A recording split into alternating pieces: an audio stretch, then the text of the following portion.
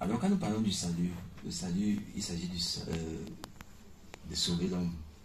La quête pour l'homme d'être sauvé. Parce que quand l'homme se retrouve dans ce monde, il y a des questions existentielles qui se posent. On est parti de quelque part, mais il va falloir un jour quitter ce monde. Où est-ce qu'on va se retrouver après notre séjour sur cette terre? Puisque la fin est incontournable, il faut donc se préparer tôt ou tard à quitter ce monde. Et en quittant ce monde, il faudrait laisser une œuvre positive. En rappelant peut-être pour vous relancer que pour le chrétien, la mort ne marque pas la fin. Tout à fait, tout à fait, tout à fait. Parti sur le postulat de la résurrection. Tout à fait, c'est un nouveau départ. Et en tant que chrétien, donc justement, on se prépare à cette éventualité qu'un jour, on est appelé à partir. Mais maintenant, la question de départ, ça bouscule les consciences.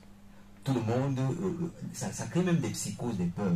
Parce que vous voyez, lorsque on vit, c'est l'idée la moins à laquelle on pense. Et la peur. Voilà, on a peur. Et lorsque on vous parle de mort, subitement tout change dans votre vie. C'est comme si le temps s'arrête. On ne veut pas quitter le monde, on veut y rester. Mais c'est une réalité. Il faut préparer cette éventualité.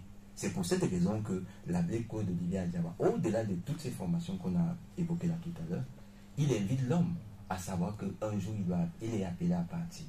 Et pour partir donc, il faut laisser quelque chose de positif. Il faut laisser une œuvre positive derrière soi, qui va servir à ceux qui vont rester après vous, qui doit aider ces gens-là, certainement par rapport aux difficultés que vous avez rencontrées, ce que vous avez surmonté, votre expérience doit accompagner les autres après vous. C'est pour ça que le salut devient donc une préoccupation. Quand je partirai, comment cela va se passer? Qu'est-ce que je vais laisser après moi? Sinon, on se retrouve dans la logique de l'anarchie, parce qu'on va poser des actes, on n'aura pas le temps de réfléchir, on n'aura pas le temps de raisonner sur les conséquences que ces actes-là ont après nous ou sur nous-mêmes pendant que nous y sommes. Donc, il devient donc important pour nous, pendant que nous vivons, de nous accrocher à cette réalité que nous devons laisser une œuvre, et cette œuvre-là doit être positive.